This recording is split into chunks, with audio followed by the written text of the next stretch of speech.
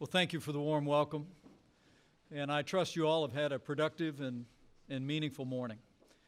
To Governor Sandoval, to Governor Bullock, to all of America's governors who are gathered here for this important national meeting.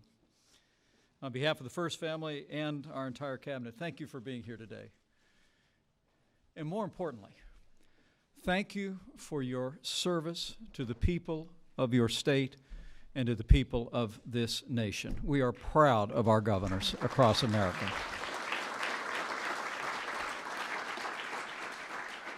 One year ago, President Trump told all of you at this gathering that, in his words, under this administration, we're going to have a true partnership of collaboration and cooperation with governors in America.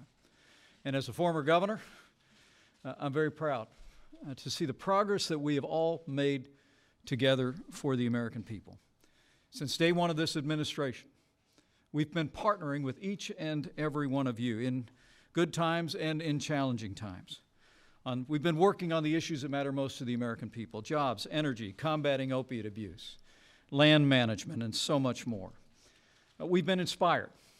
We've been inspired by the leadership of governors of our states and territories in the midst of hurricanes and wildfires, and we commend our governors for your outstanding leadership in these challenging times.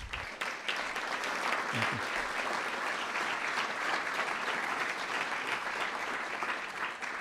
Through all of it, we've generated real results for the American people. Thanks to the President's leadership and all of your efforts, we've made remarkable progress in the past year. 2.5 million new jobs, unemployment at a 17-year low. Wages are beginning to rise all across America. Business confidence is soaring, and the American economy is roaring back. We all share the credit for that. We all share the responsibility of serving all the people of this great nation. So we thank you for your collaboration and your partnership in the progress that we've made. But today is about partnering with you for what matters most: ensuring the safety and security of our children in schools. As President Trump said in the immediate aftermath of the horrific attack in Parkland, Florida, no child, no teacher should ever be in danger in an American school. And President Trump, as he will reiterate to you today, President Trump has made school safety our administration's top priority.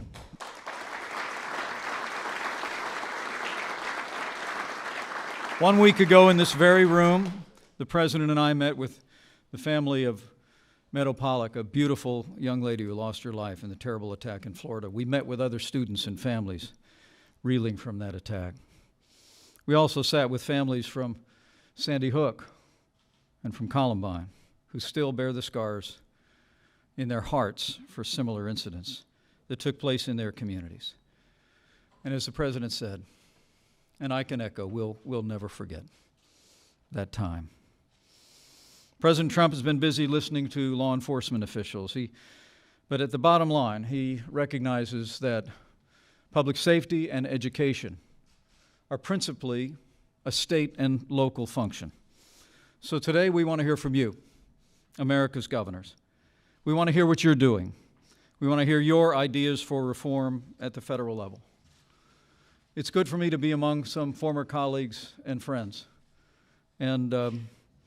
And let me share with each and every one of you, I've now served with this president for over a year. We've become very close. I cherish our friendship. What I know of this president is he's got broad shoulders and a big heart.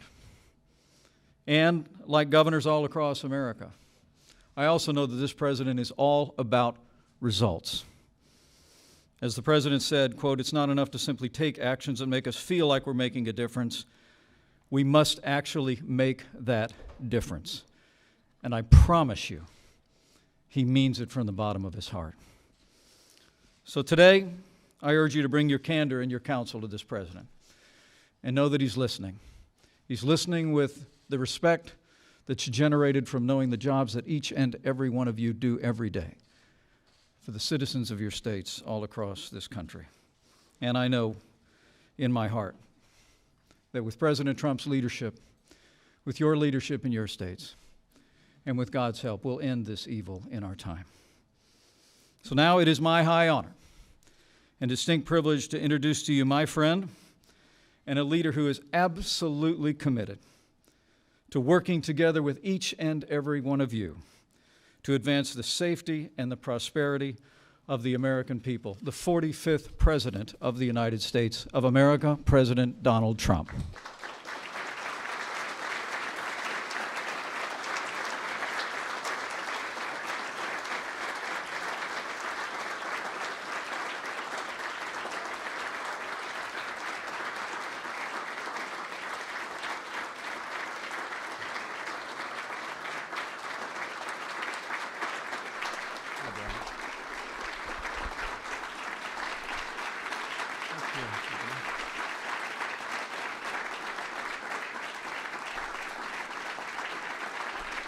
Thank you. Thank you, everybody. Rick, thank you very much. And I want to thank our Vice President for that really lovely introduction. That was very nice, Mike, and I appreciate it. This is a time of great opportunity for our country. We've created nearly 3 million jobs since the election, a number that nobody would have thought possible. You go back and take a look at what they were saying just prior to the election. Nobody thought it was even possible. And we've done many other things, as you know, and I won't go over them because I want to be hearing from you today. But many other things that, frankly, nobody thought possible. GDP, 3.2, 3. I think we're going to have another really big one coming up this current quarter. Maybe a number that nobody would have thought would ever be hit. But I think we're going to have a very good number because of the stimulus, because of the massive tax cuts that we're all benefiting. Whether you're Republican or Democrat, you're benefiting tremendously from those tax cuts. Apple's investing $350 billion in the United States. And you look at what's going on, it's really quite something. You just read a week ago, Exxon is now coming in with $50 billion. And many, many companies. Also, something that nobody expected, they're also coming in with massive bonuses for their workers. Nobody thought in terms of that. We know that everybody's going to get a lot more income, and we've seen that as of February 1st. Everyone's saying, wow, I have an extra $250 in my paycheck, and that's pretty good stuff. So we knew that was going to happen. We didn't know that hundreds and hundreds of companies, millions and millions of people were going to be getting large bonuses because of what we did. And one of the things we're working on is fair and reciprocal trade deals. We're not being treated fairly.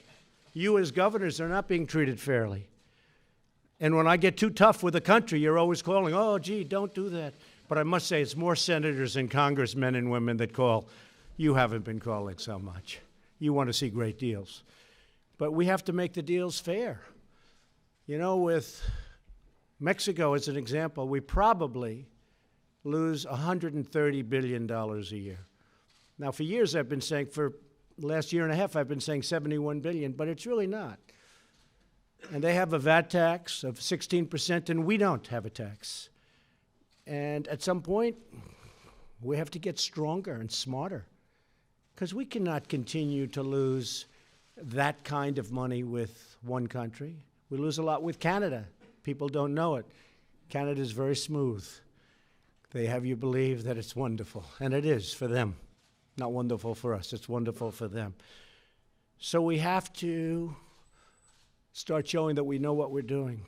World Trade Organization, a catastrophe. China became strong. You look at it. It was going like this for years and years and hundreds of years. It was going just like this. I have great respect for President Xi, by the way.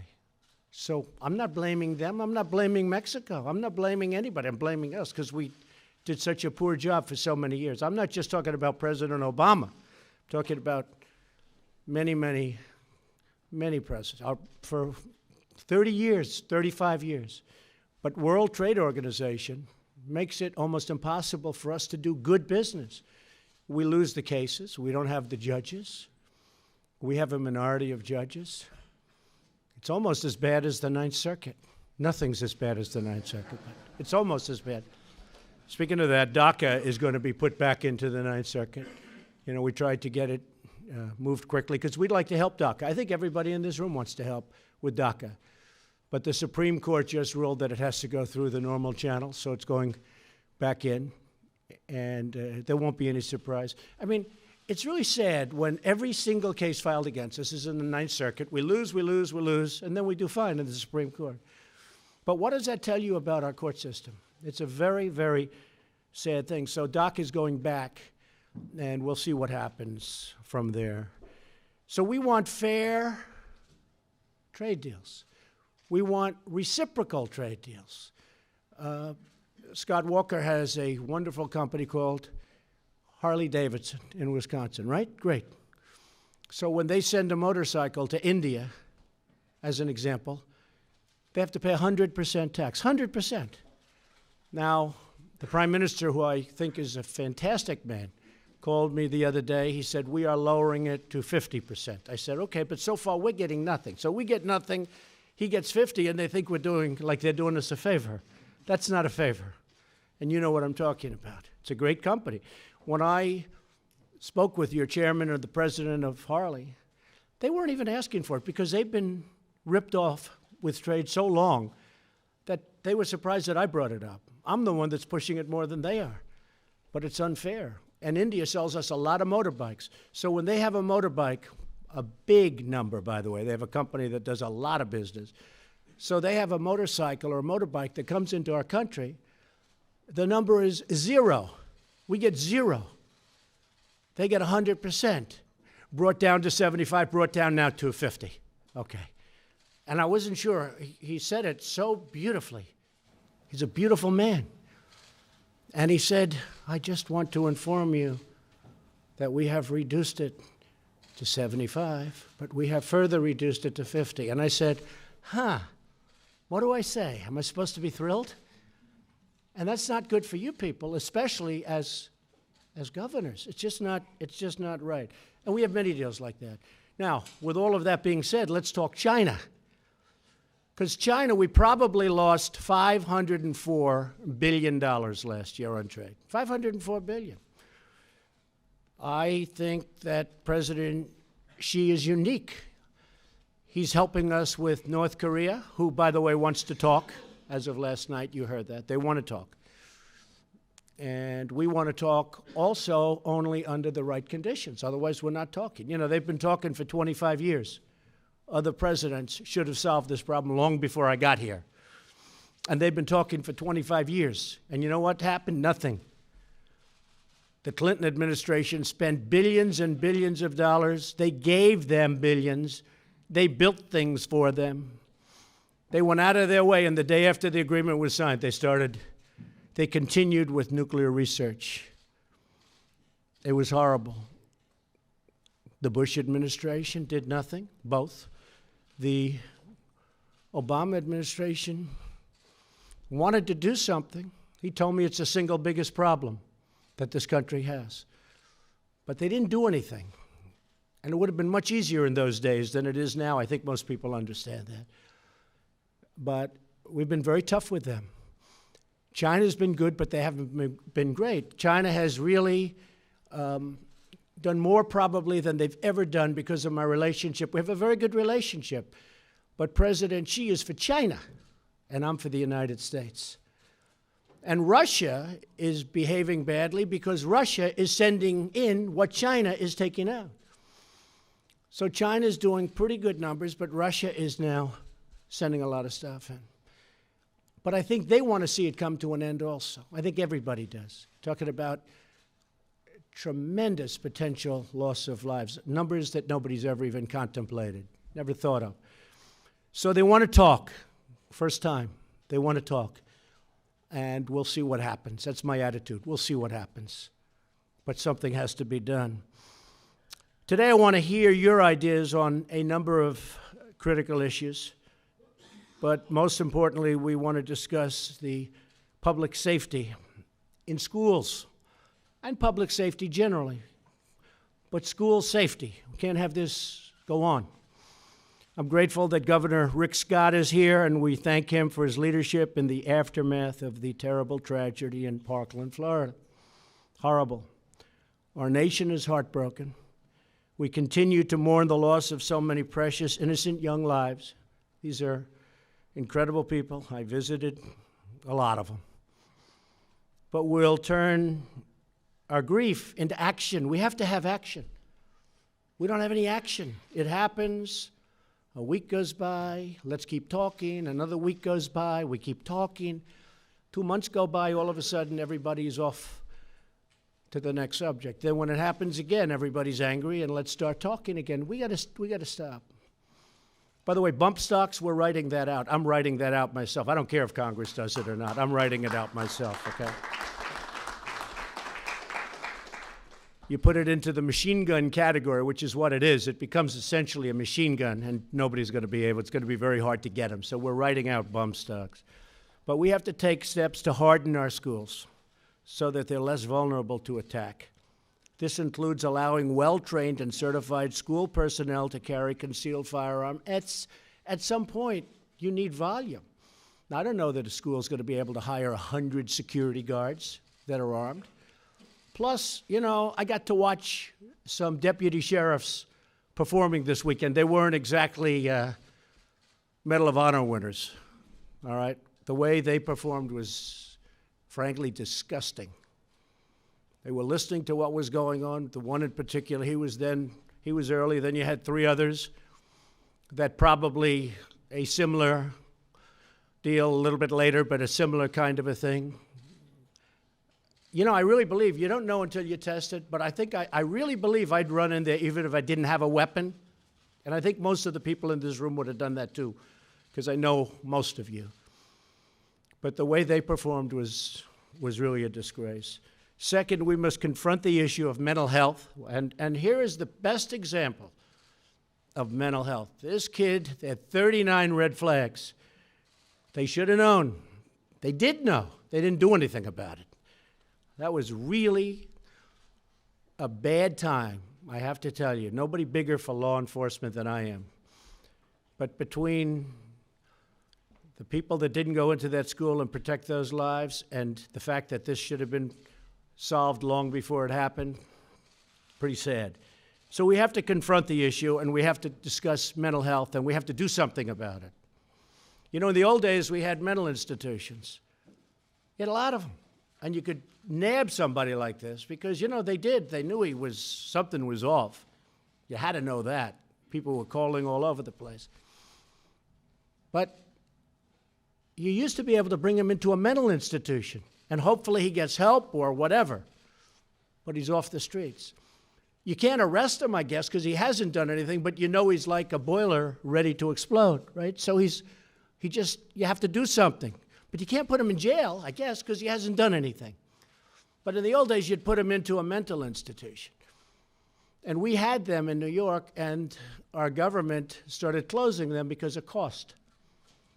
And we're going to have to start talking about mental institutions, because a lot of the folks in this room closed their mental institutions also. So we have no halfway. We have nothing between a prison and leaving him at his house, which we can't do anymore.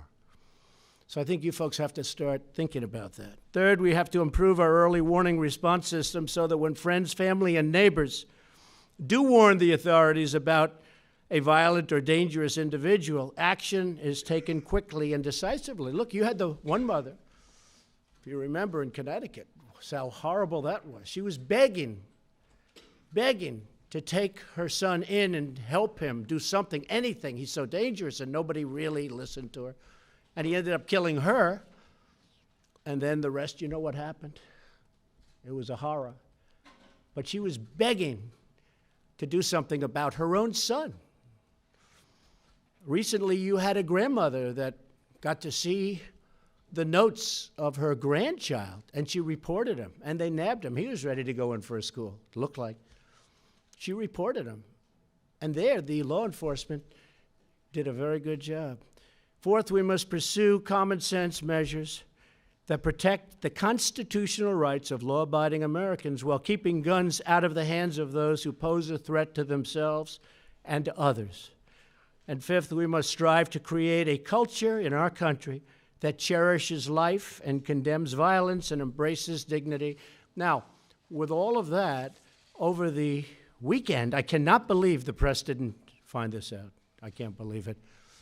I think they're getting a little bit, I could never use the word lazy. You don't want to say that.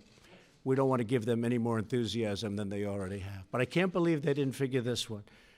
Because I had lunch with Wayne LaPierre, Chris Cox, and David Lehman of the NRA. And I want to tell you, they want to do something. And I said, fellas, we got to do something. It's too long now. We got to do something. And we're going to do very strong background checks. Very strong. We've got to do background checks. If we see a sicko, I don't want him having a gun. And, you know, I know there was a time when anybody could have. I mean, even if they were sick, they were fighting. And I said, fellas, we can't do it anymore.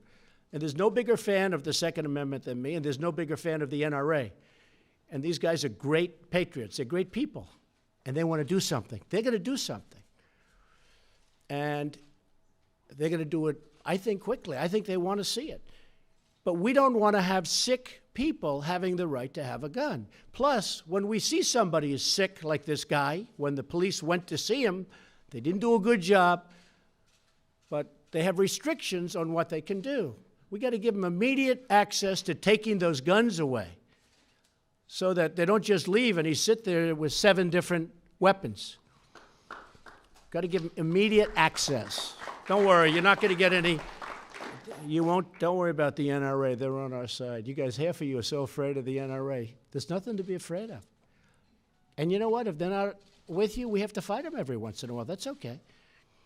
They're doing what they think is right. I will tell you, they are doing what they think is right. But sometimes we're going to have to be very tough, and we're going to have to fight them. But we need strong background checks. For a long period of time, people resisted that. But now people, I think, are really into it.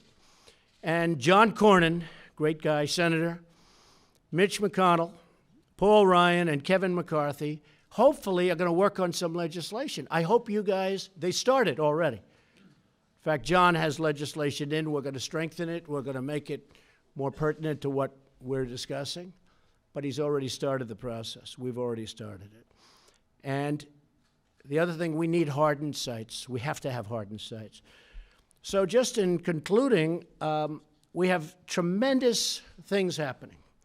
The country is doing well, and then we have a setback like this that's so heart-wrenching, so heart-wrenching.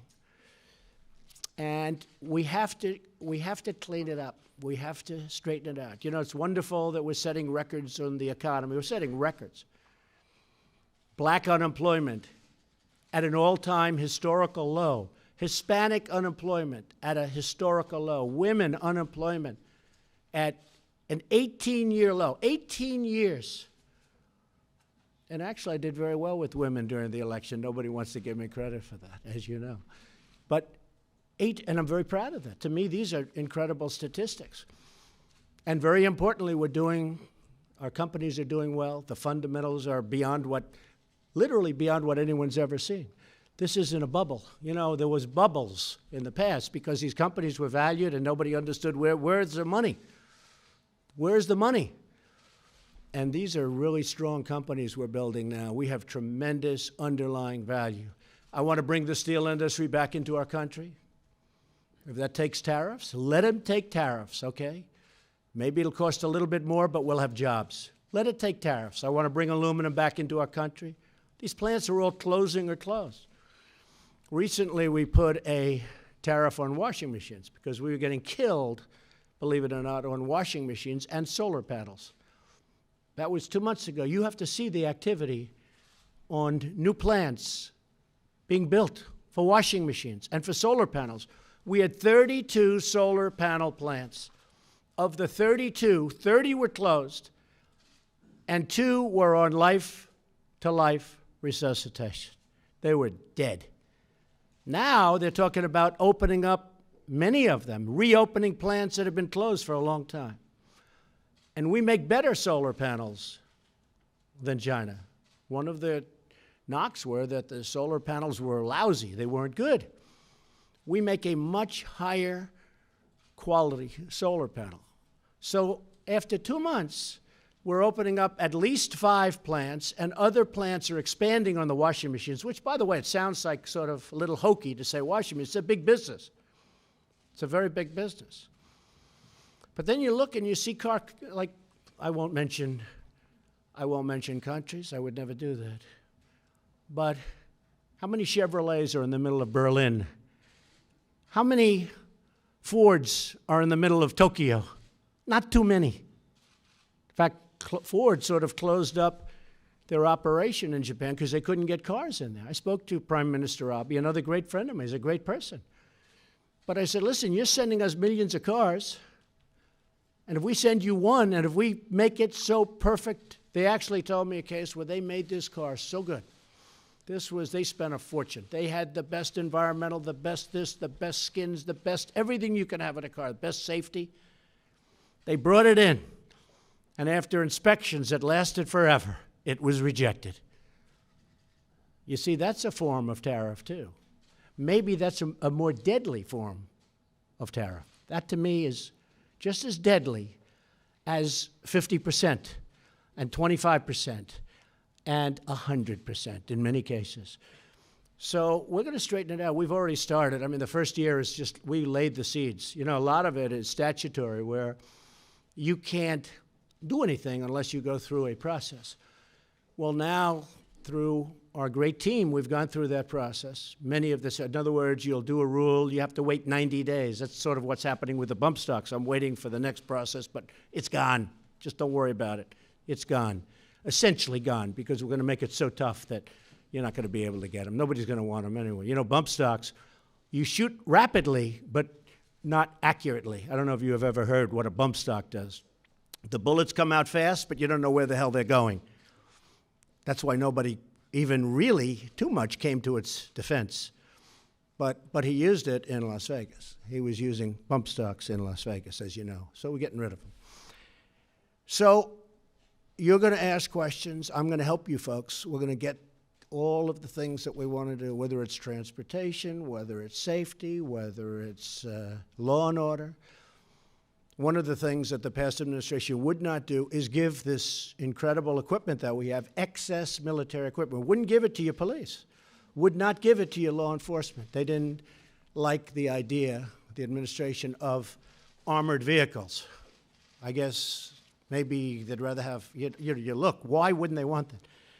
People were in danger. People were being killed. People were being shot. People were being hit with rocks during some bad times in some rough places. And we've given out hundreds of millions of dollars worth of our excess military equipment to your police forces. And I will tell you, every time I go to one of your cities, they come up to me, the police, and they say, thank you so much for that equipment. We feel so much safer, where they can go in an armored van up to a site and not worried about being shot or hit in the head with a rock. And to me, it's common sense, but, you know, what can I tell you? But I will say this, your group really appreciates it. So with that, I'm going to ask Brian to say a couple of words, and then we'll go around. We'll take some questions. Maybe we'll have Rick Scott come up second. And I'm here as long as you need me. Let's get it all out. We want to help the governors. We want to help our states. And we want to make our schools safe. Brian, please.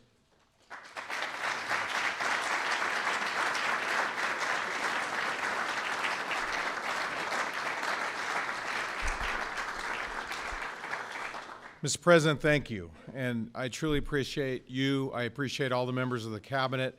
On behalf of all the governors, I want to thank you for your hospitality and the First Lady's hospitality yesterday evening. It was an extraordinary night and truly a privilege to be able to visit and enjoy fellowship. Mr. President, I appreciate again your having us all today. We can talk about issues with regard to infrastructure, workforce development, combating opioids, prison reform, agriculture, healthcare, workforce, all these different issues, and those are things that we all need to talk about. But the issue of the day is school safety, is public safety, Mr. President. You know, I shared this last night, Mr. President, after the massacre in Las Vegas, the mass shooting, where we lost 58 people, over 500 people were injured. This was a person who used those bump stocks, and I personally want to thank you for taking action to eliminate those, because it essentially was a killing field down there where we had 20,000 people who were simply helpless. And that is an important first step. You mentioned in your remarks school safety and public safety, and we need to have this national conversation with regard to what we're going to do. I suppose you were looking for some suggestions, some ideas, and it'll come in the form of questions as well, but I would suggest, Mr. President, with regard to the scope of the FBI background checks, if we could broaden those, Mr. President, because I know in my state, our background checks are much broader. When we do an FBI background check, it does not include an adjudication of mental illness. It does not include an adjudication of a domestic violence protection order or a conviction for domestic violence. I think those are things that absolutely need to be included, and there are other categories that would be included in an expansion of FBI background checks. We talked about this at dinner with regard to Governor Scott, and again, my heart goes out to you and to the victims there in Florida and Texas and everywhere else where this has happened. And we need to have this national conversation. We need to bring the strength, the wisdom of all the governors and everyone else across the country to have this conversation. Something else that we have done in Nevada with regard to school safety is I included in my budget more money for social workers in the schools. We've had shootings where we've had bullied students that didn't have access to resources at the schools, so now we have a social worker in every school. So somebody come to that, Mr. President. We talked about that last night, and that's something else that we can do. But again, having a room together like this, there's no problem that we cannot solve. Every one of us brings a unique experience that we can come to solve this problem.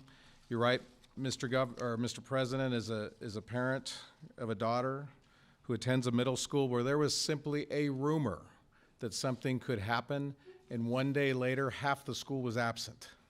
We can't have parents living in fear. We can't have students living in fear. They can't teach. The kids can't learn, and it's just no way for our education system to operate. So I know that I'm going to offer my experience to you, Mr. President, and I think I can speak for all the governors of the United States of America that we're here to solve this problem once and for all. You are right. We need to take action now. The status quo is unacceptable. So with that, God bless you, Mr. President. God bless our great country. Thank you.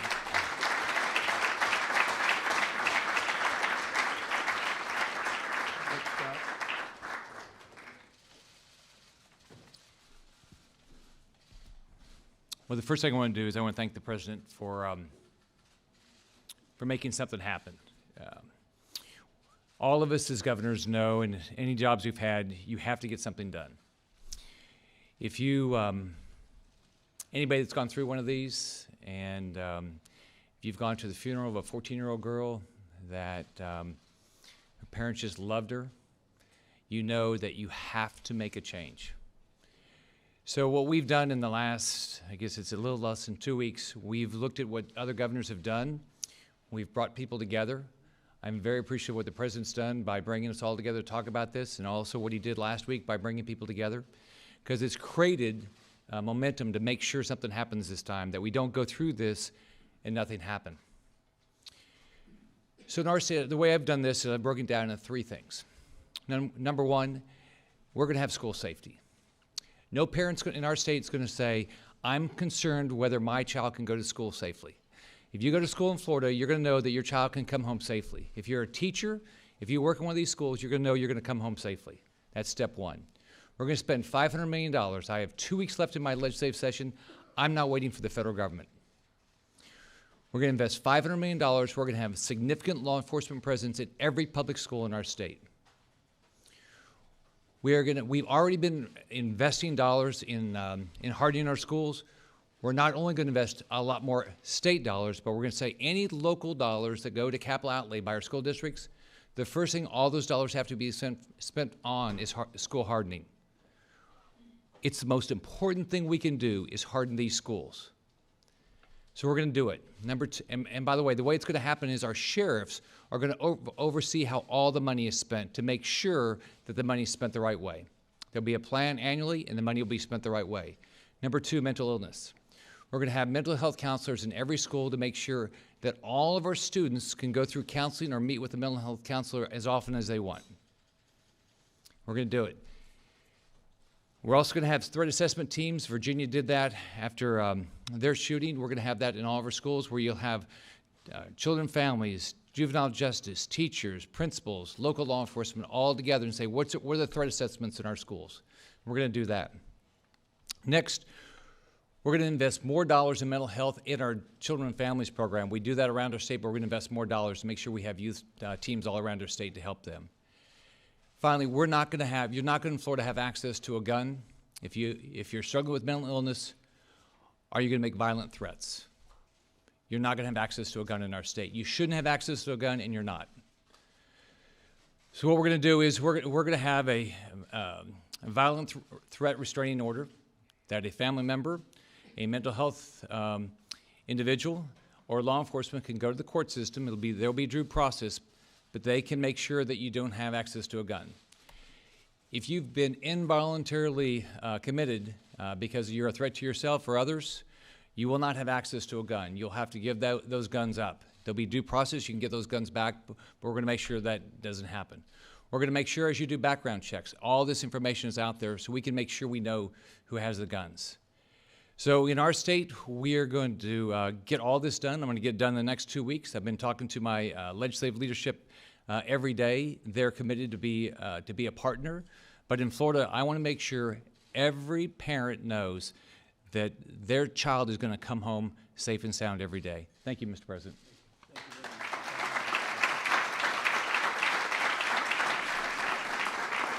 Thank you, Rick, and thank you, Brian, very much. Great job you've done, too, as chairman. Thank you.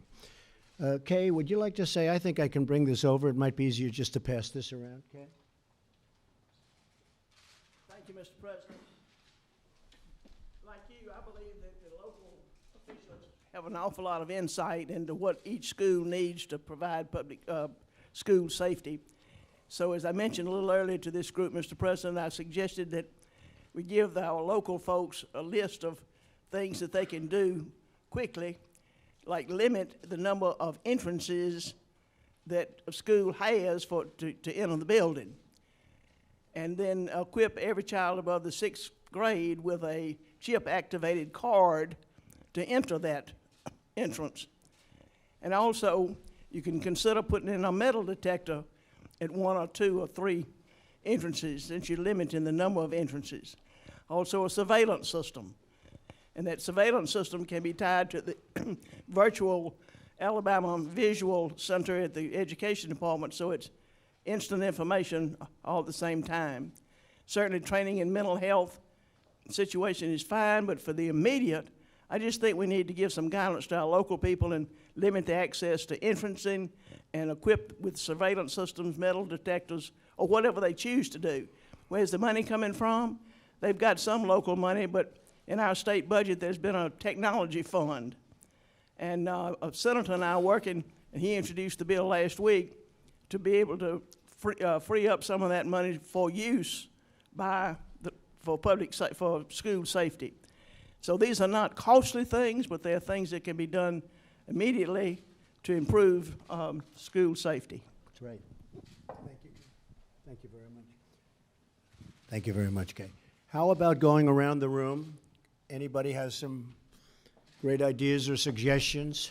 Governor? Hey, Mr. President, 2 comments, one from the state of Washington. Right. Thank you. We have a program called the Extreme Risk Protection Order System that has been supremely effective in allowing family members that realize there's a risk to have them separated from their firearm. It involves a judicial decision, it involves a hearing, and it has saved lives, I'm sure, in the state of Washington. And I would commend it to you for national attention, because it makes sure that when you have an uncle that you have concern about depression, it allows law enforcement to separate your uncle and depressed uncle from his firearm. Right. If you have somebody in your family that might have some violent tendencies, after a hearing, an ex parte or a potential ex parte order, you get an order to actually allow law enforcement to remove them. It's been in operation for a year. It's been extremely successful. I would commend it to you. Second issue. Now, I know that you have suggested arming our teachers. And Not your teachers. Not your- Arming a small portion that are very gun adept, that truly know how to handle. Because let me- I do feel, Governor, it's very important that gun-free zones, you have a gun-free zone, it's like an invitation for these very sick people to go there. I do think that there has to be some form of major retaliation if they're able to enter a school. And if that happens, you're not going to have any problems anymore because they're never going to the school. You're never going to have a problem. So it would just be a very small group of people that are very gun adept. Anyway, go ahead, Governor. If I may respond to that, let me just suggest whatever percentage it is. I heard at one time you might have suggested 20%. Whatever percentage it is, speaking as a grandfather, Right. speaking as a governor of the state of Washington, I have listened to the people who would be affected by that. I have listened to the biology teachers, and they don't want to do that at any percentage. I've listened to the first grade teachers that don't want to be pistol packing first grade teachers. I've listened to law enforcement who have said they don't want to have to train teachers as law enforcement agencies, which takes about 6 months. Now, I just think this is a circumstance where we need to listen, that educators should educate, and they should not be foisted upon this responsibility of packing heat in first grade classes. Now, I understand you have suggested this, and we suggest things, and sometimes then we listen to people about it, and maybe they don't look so good a little later. So I just suggest we need a little less tweeting here, a little more listening, and let's just take that off the table and move forward. All right, thank you very much. You know, we have a number of states right now that do that. And I think with that in mind, I'll call on Greg Abbott, the great governor of Texas. Greg? Here, right here. You have it? Sure. Texas authorized schools to adopt policies to implement a school marshal program where individuals would be trained to have a weapon and to be able to use that weapon. And we now have well over 100 school districts in the state of Texas where teachers or other people who work in the school do carry a weapon and are trained to be able to respond to an attack that occurs. Now, it's not always a school teacher. It could be a coach. It could be an administrator. It could be anybody who works in that school. But it's a well-thought-out program with a lot of training in advance.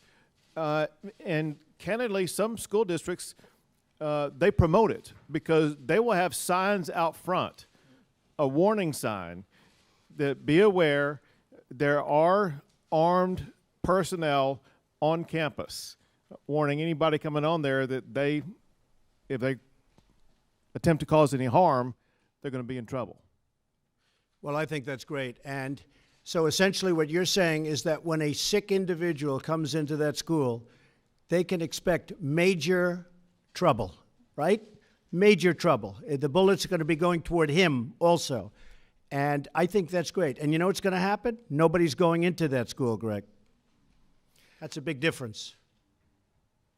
That was really well said. Thank you very much. Anybody? The governors are so quiet. I can't believe it.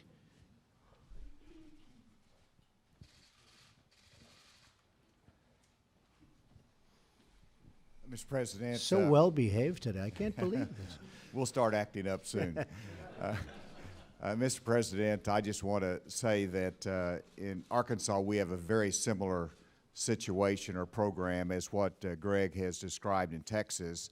I have the belief that no teacher should be compelled, and most of them want to teach and focus on that, but others are concerned about their students and have training and specific capacity, as you've described. And so we have licensed certain school districts and those who want to be trained more significantly so that they can handle an active shooter situation. And so we have over 13 schools in Arkansas that can't afford a school resource officer. They prefer to have those either in the classroom or assistant coach or someone that would have a response capability. And that's the key thing. So that flexibility, I think what the governors want to say is that there can't be necessarily a national security plan, but the states can develop this. And we did make some recommendations back in 2012, though, in reference to federal grants. Some of the biggest expense is training Some of the biggest expense will be hardening of our schools, as Governor Ivey suggested. And so I hope that your Department of Homeland Security and looking at some of the grants that come from DHS in terms of security fighting terrorists, some of that money can be utilized by local jurisdictions as well for the protection of number one priority of protecting our students and our schools. Yes, and Governor, you know how well we're doing. You know, it's a never-ending quest, but with respect to MS-13, and these people are really causing havoc in certain communities, and with school children and people walking home from school, what's going on, and we're moving them out by the thousands, but we have to get immigration laws that allow us to do what we have to be able to do. They are so soft. No country in the world has immigration laws so soft like we do. So that's also a part of it. I appreciate what you said. Thank you very much, Governor. Yes, Paul? Mr. President, I would ask that you address the Congress and ask them to look at the HIPAA laws, particularly with mental illness, because we need help from the federal government to loosen up the law so that we can do the truly good background checks on people. Good, and that's what we're going to be doing. And as you know, Paul, we're really, I think, going to have the support of the NRA having to do with background checks, very strong background checks, and a very heavy section on mental health, far different than what we've had in the past. Thank you, Paul. Yes, ma'am. Yes. Thank you, Mr. President, for allowing us as governors to participate and give our perspectives, as each of our states are different. And as I've thanked you before, this was not something that we were engaged in before with previous administration.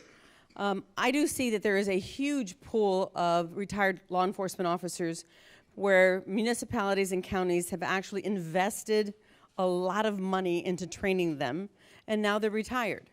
And often, because they are receiving a public retirement, they cannot go back into that similar kind of retirement plan.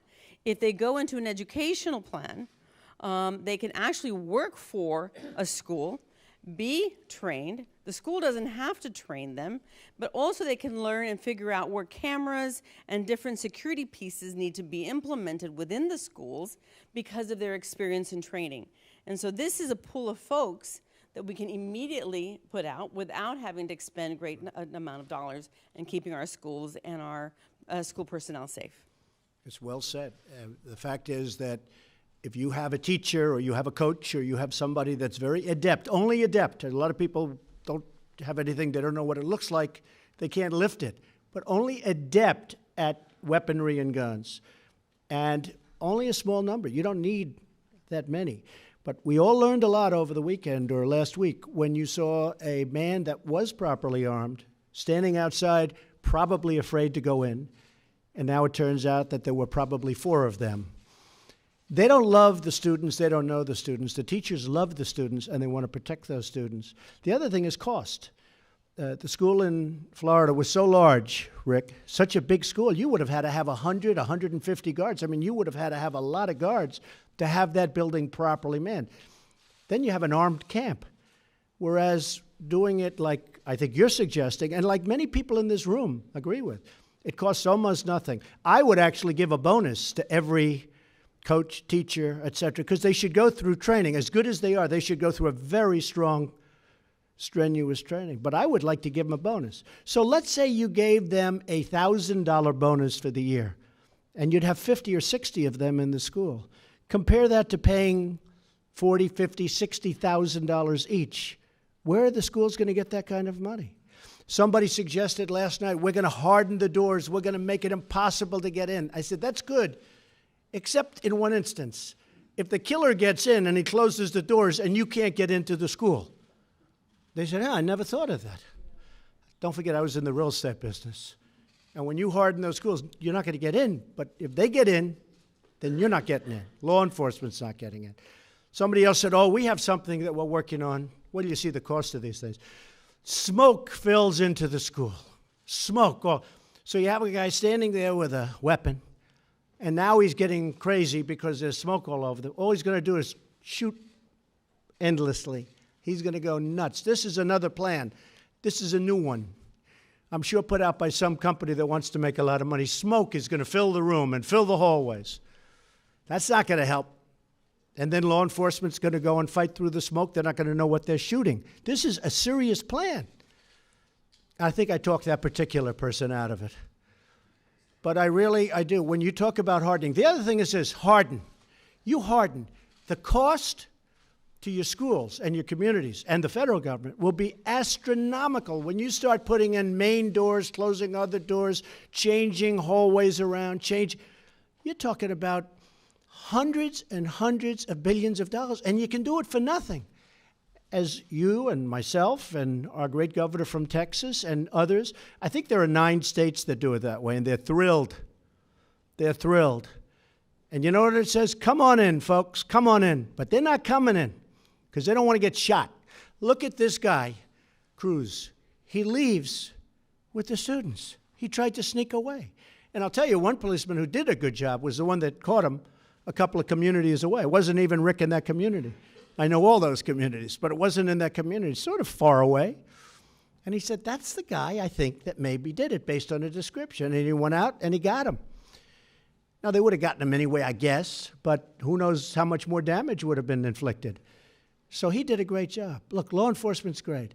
But we all learned something when we saw Peterson standing outside of that school. He wanted no part of it. He heard the power and he heard probably the screaming and the bullets, and he wanted no part of it.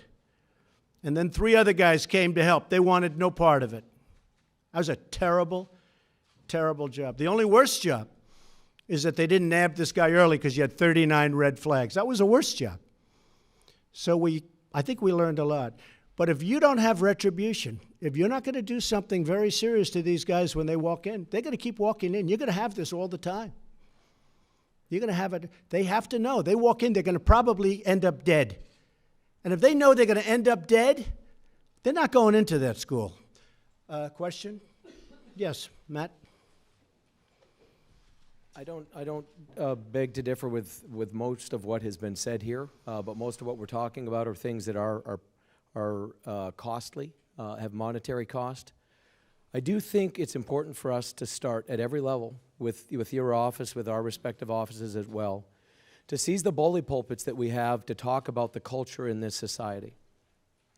And I would challenge those in the media who would want to mock and ridicule this and would want to say that anybody who advocates for this, to find some fault in that person as a reason why that person should not be the one advocating for a higher level of moral authority or higher mores. To think twice, because these are your children and grandchildren as well. And when we mock and ridicule the very foundational principles that this nation was built upon, where you treat people the way you'd want to be treated, where you respect human life, where you respect the dignity of women and of children and of people who we have increasingly degraded in our society. This culture of death is becoming pervasive.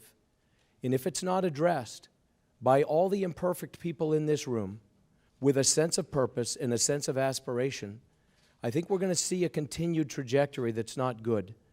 Many things have not changed. There have always been guns, and there were fewer restrictions. Right. There have always been guns in homes and fewer rules. It isn't to say that these rules and these restrictions are necessarily bad. But what has changed is what we do or don't do as it relates to acknowledging the value and the dignity of every human life. And when you couple that with the number of psychiatric drugs that are increasingly systemic and that have very severe warnings associated with them related to depression and suicidal thoughts, you put all these things in a mess, and no one among us is bold enough or willing to step up and challenge the fact that this is a problem. This is why it goes unchecked. And I would call on you, sir, as I'm calling on my fellow governors and myself, to seize the opportunities we have to call America to higher action as it relates to our mores. Good. Thank you. Thank you, Matt. And that's why we're here. And I think, I don't know if it's going to be mentioned, but you have to also look at videos. They're vicious. You look at some of these videos. I mean, I don't know what this does to a young kid's mind, somebody growing up and forming and looking at videos where people are just being blown away left and right. The internet, movies. You look at these movies that are out today. I see just by a commercial the level of craziness and viciousness in the movies. I think we have to look at that too. Maybe we have to put a rating system on that. They have a rating system for other subjects. Maybe we have to do a rating system for that. but it has to have an impact on, it doesn't take many minds. If it was 1% or less, that's a lot. It's all it takes. It just takes one person to do tremendous damage. So I think it's something we have to look at also. Question? Yes, Governor. Mr. President, again, thank you for having us. I approach this certainly as a governor. I approach it as a gun owner. That 11-year-old son got his first deer this past fall. He's a good boy. I approach it as a victim. I had a nephew shot and killed, an 11-year-old on a playground. I approach it as a parent with 3 young kids saying, just like every other parent, grandparent, we need to do everything we can to keep our kids safe. I think parenthetically, sometimes the language that we use can help define some things that certainly understand the idea of hardening schools, but that seems like we're hardening potential military targets. I think we as leaders need to be saying we're going to do everything we can to make that school safe for the kids. I think that there are steps, and many of them you begin to reference, that we could take that could make a difference. If we can look at this as a public health issue. You mentioned the NICS system. We can improve the instant check system. And we also know about a quarter of the guns that are sold don't even get into that system. So a universal background check. We know that 10% of our homicides each year are in intimate relationships. So the orders of protection, the domestic violence, making sure that's in NICS. As Governor Scott mentioned, red flag laws. Making sure that law enforcement and families have a way, still using due process, to actually remove guns from people that might be that imminent threat. Right. I applaud you on bump stocks. That's one of those things that there is no other reason. And we could certainly look at the higher magazine capacity as well as one of those things that you probably don't need. And I encourage you as you go on the path of looking at what you can do in schools. I used to be Attorney General and ran the Law Enforcement Academy too, and would graduate these peace officers each and every year. I want to make sure if somebody is armed in a school, that they have that training, that we know that he or she, it's much more, as I think you recognize, than just carrying concealed, that they have that training that I as a parent can say that this person under pressure will know what to do with a firearm before we start introducing the firearms into our schools. I think we're at a unique, hopefully we're at a unique moment where certainly, as I said, 43 times since I've been governor, been asked to lower the flags. 12 of them have been for mass shootings in the last 5 years. It's almost on the one hand to the point that we're getting desensitized, but on the other hand, here is a moment where everybody's talking, where we can hopefully start saying, what could actually meaningfully impact this, not just for today, but for the future. So thank you so much, and I hope that those areas you'll certainly take both the bully pulpit and the leadership in Congress. Thank you very much. Great points. It was great being with you last night. You mentioned 2 words, under pressure. And a lot of people never really know what that means because, they train a whole life. Look at Peterson. Look what he did in Broward, where he thought he was probably a brave guy, but he wasn't a brave guy. Under pressure, he choked, and other people choked. I mean, a lot of people choked in that case. And we have to have people trained. We have to, you have to have some kind of a budget where it works. When many of the governors happen to, like the idea of trained people within schools, but the press has to get the word out honestly. For instance, I went through a very detailed, it could be 10%, could be 5%, could be 20%. These are really gun-adept people. Very few people would qualify. On top of being gun-adept, they have to go to school and they have to learn, and maybe there'll be a bonus given to those people, and maybe there should be, frankly, because they should go on a yearly basis to school. They start with training and then they have additional training every year, and I think they should get a bonus, but it's a very small amount of money compared to what it would cost. I think it would be very effective. But when the press covered it, the headline was, Trump wants all teachers to have guns. Trump wants teachers to have guns. I don't want teachers to have guns.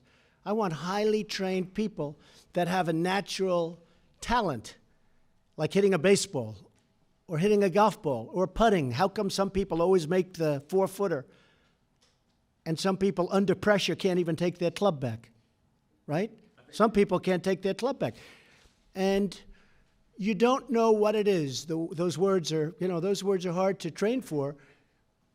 But you want to have the number of people where people know they're going to be, the bad guy has to understand that there's a big price to pay when they mess around with our students.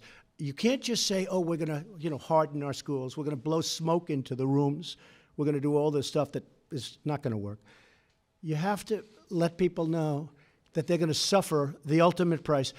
And you know what? And I said it before, you're not going to have incidents. They're not going to do it because they're innately cowards. But I love what you said. I agree very much with what you said.